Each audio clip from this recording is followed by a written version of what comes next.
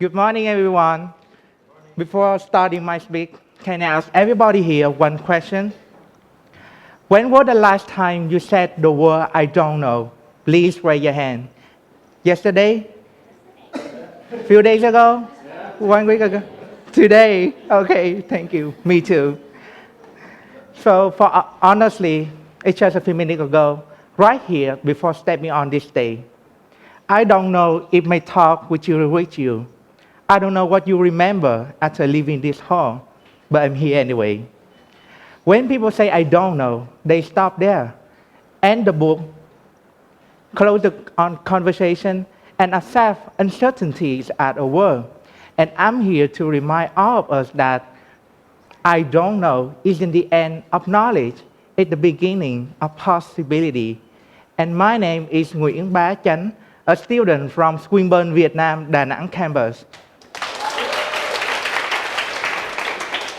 Those three words feel risky, don't they? But why do people fear them so much? Maybe it's the fear of sounding unprepared. Maybe it's the fear of being seen as weak, especially when others expect us to have all the answers. And did you know what? Half of university students never ask a single question for entire semester, and over 70% felt uncomfortable, and nearly 60% felt judgment when asking questions. That's a lot, right? And it shows that being afraid to say I don't know is not just a my thing, it's something that many of us feel. But maybe by saying it out loud, we can start to let go of that fear. And I wonder how many bad decisions in classroom, in boardroom, or even in the government will make just because they cannot say the word I don't know, but I will find out. What if we look at this phrase differently? I was born into a family that deeply honored tradition and education. My brother graduated from RMIT University and launched a dream job. My cousin, doctors, engineers, high achiever. But my parents never forced me to do that. But I felt it. Every dinner conversation, every comparison, every new start of the school year. And inside, I carry a quiet fear, the fear of not knowing enough, the fear of not being enough. Back in high school, I already had experience designing posters, but it's just my hobby, something I did for fun.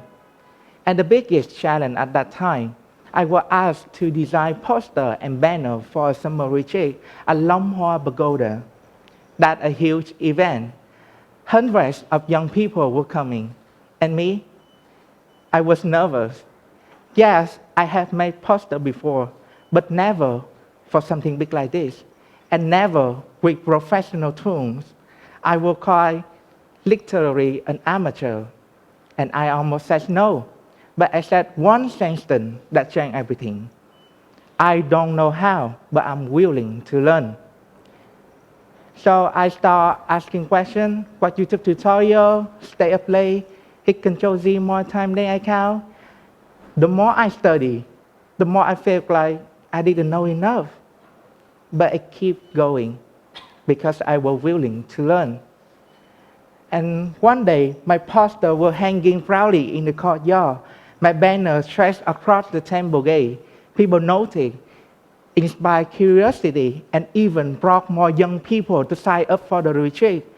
That was a huge success, not because I was brilliant, but because I chose to learn when I knew nothing. And that moment taught me something no textbook ever could. Vulnerability is not weakness. It's when you pray enough to say yourself, I don't know. And that is the beginning of learning, of growing, of connection. We said that we need to have all the answers. But if we are too afraid to admit that when we don't, we stop growing. And one of the most powerful things I have learned is the smartest people are not the one with all the answers. They are the one who ask the most questions. So I start asking more to my teacher, my senior, or even stranger on design forum. They didn't laugh, they didn't judge, they respected me. Why? Because I was learning out loud. The world opened up the moment when you stop pretending and start asking questions. And when I come to university, I joined the SD team under Global Citizenship Education Program. Basically, we will work with teachers to organize the event and create media content. And one day, I got the chance to become an MC for the intercultural event. First time in my life hosting an event fully in English with more than 50 students and teachers attending. I was nervous, messed up, forgot the script, stumbled over the word, but my friend always by my side. They don't need me to be perfect. They just need me willing to improve. So I kept this mindset. Even if I fail, I learn. And a few months later, I successfully hosting another event, the fun cooking workshop with Australian students making Vietnamese spring roll. And I realized failure is not the end. It's just part of learning. And that sensibility of learning and connection make me and feel close friends to create something new. Swincook, the first cooking club at Swinburne Danang. For our first Christmas, we launched a small project called Citizenship. We spent days making handmade chocolate and cake, wrapping each one with love, small token of warmth for our community. And I remember one girl in our group, first time in kitchen, nervously holding a knife in her hand, and she says, "I'm scared. I've never done this before." But she stayed. And that night, she sliced the most beautiful piece of apple in our group. We laughed, not because it was perfect, but because he had dared to try it. And that moment reminded me, this mindset doesn't work for me. It works for others too. Do you think like me, guys? Yeah. Your future can be ignited by something as ordinary as daring to slice a fruit for the first time. And up until now, I have told you stories when we avoid saying "I don't know" because we are too afraid. But sometimes the danger comes from the opposite, when we are too confident. As you can see on the screen, this isn't just a children's tale. It's a powerful lesson about knowledge and humanity.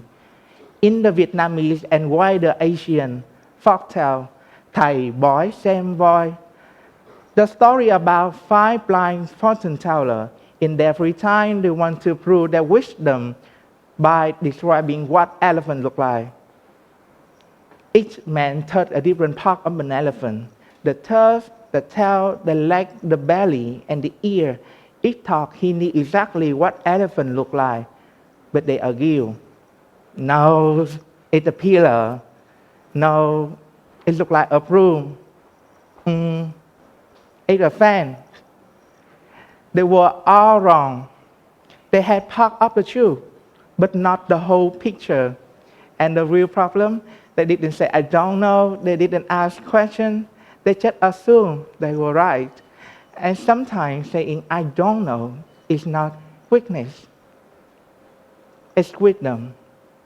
Just like the blind man, we can be wrong if we only trust what we already know.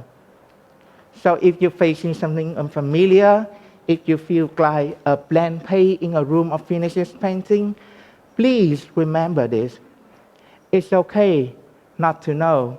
Take a deep breath. Okay, everyone, let's take a deep breath together. Okay, are you ready? Okay, 3, 2, 1. Breathing. Hold and breathe out. Do you feel better? Yeah. And after you take a deep breath, look at the challenge in front of you and say with all the courage in your heart, "I don't know, but I will try." And that sentence opened my first door. And who knows, it will unlock your future too. Thank you for listening.